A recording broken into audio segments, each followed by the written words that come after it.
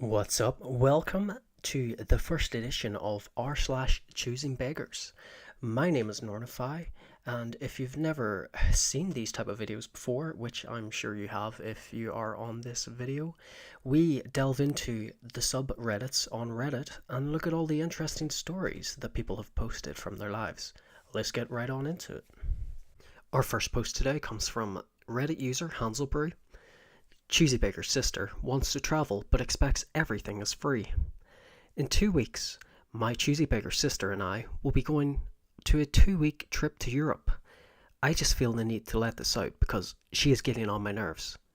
I honestly just want to enjoy the trip, but she's making things stressful. Apologies for the long rant ahead.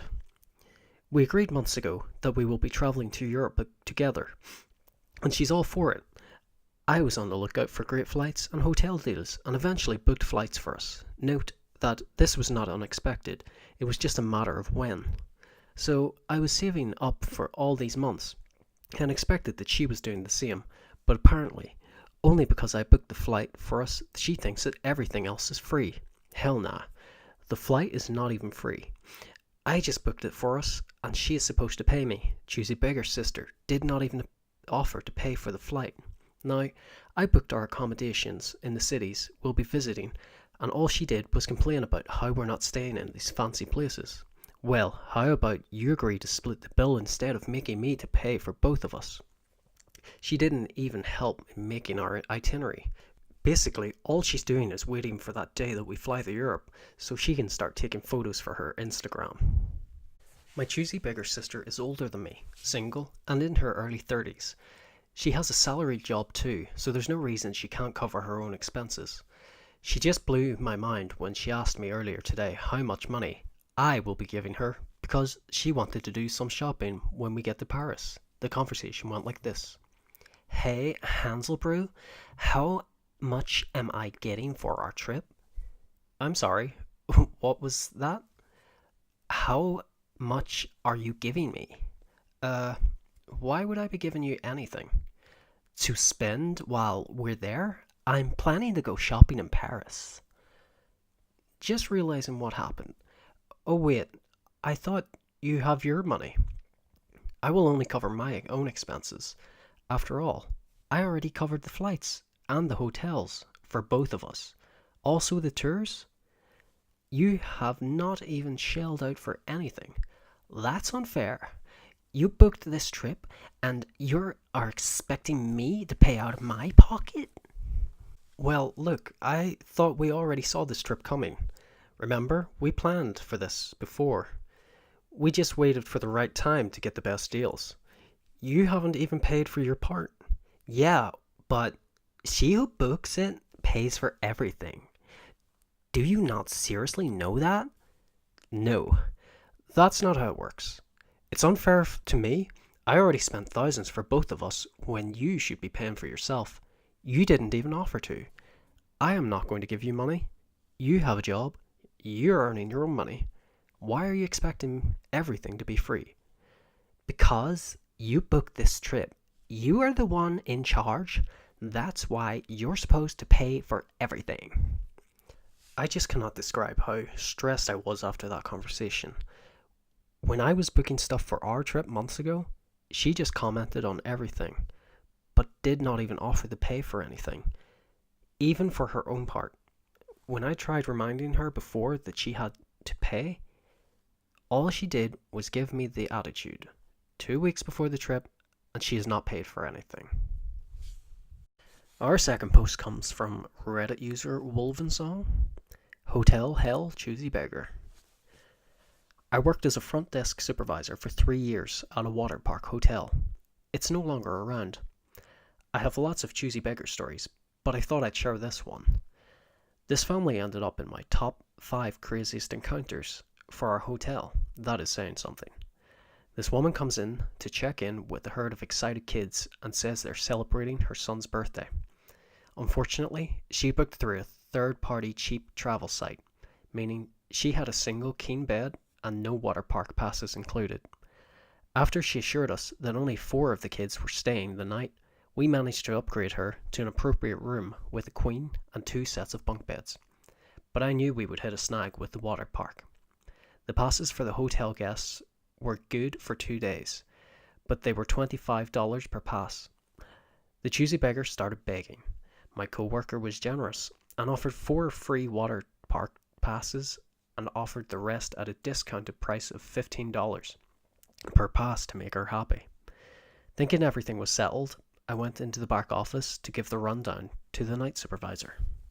A few moments later, the front desker checking her in comes into the back office saying Choosy Beggar was asking what we could do special for her son's birthday. After the room upgrade and the passes, I wasn't feeling the most generous, but I gave her a free pizza voucher and 100 arcade tokens for the kids. The employee comes back again and says Choosy Beggar's insisting that was not enough. I was about to head out and politely decline, but the night supervisor said he'll handle it. Throughout their stay, different members of the party visited the desk at different times saying their passes were paid for and being held at the desk. They obviously were not, but they kept checking to try and get more free passes.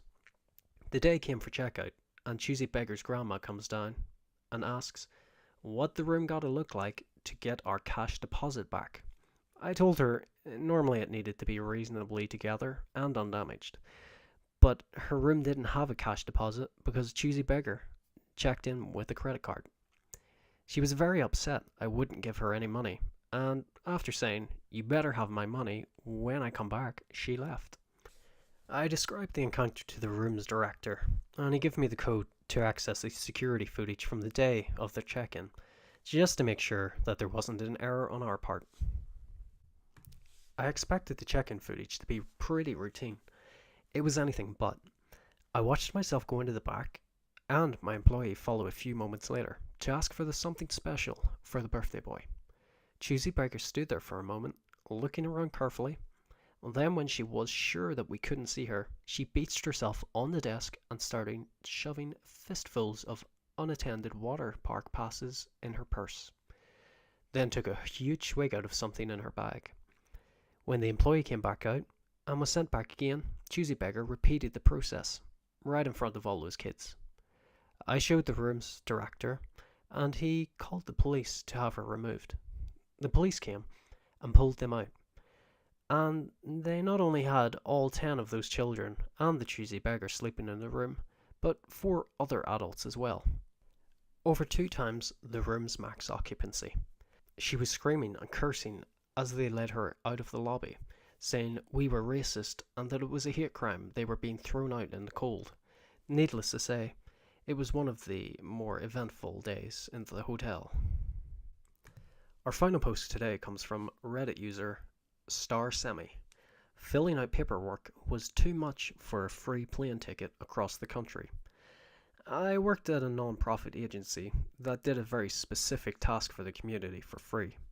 Besides doing this task, another part of the job was to answer the helpline.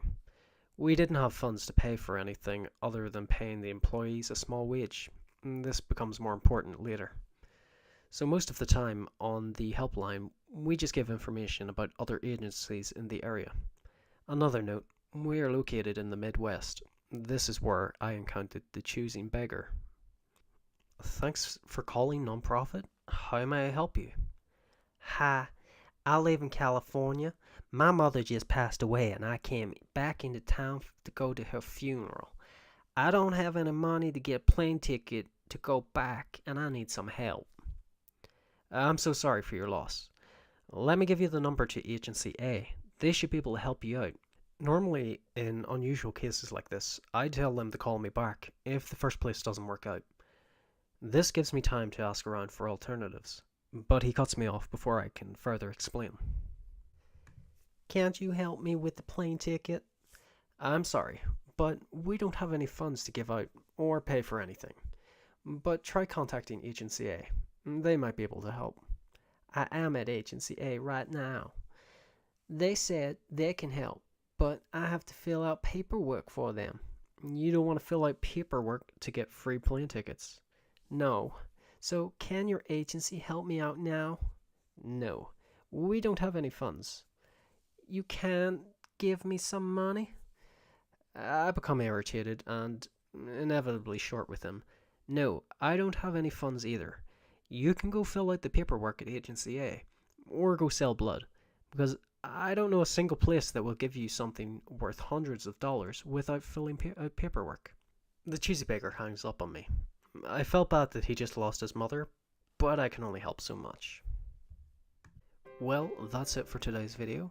I do hope you enjoyed, and if you did, leave a like down below, and let us know in the comments down below what you thought of the stories today.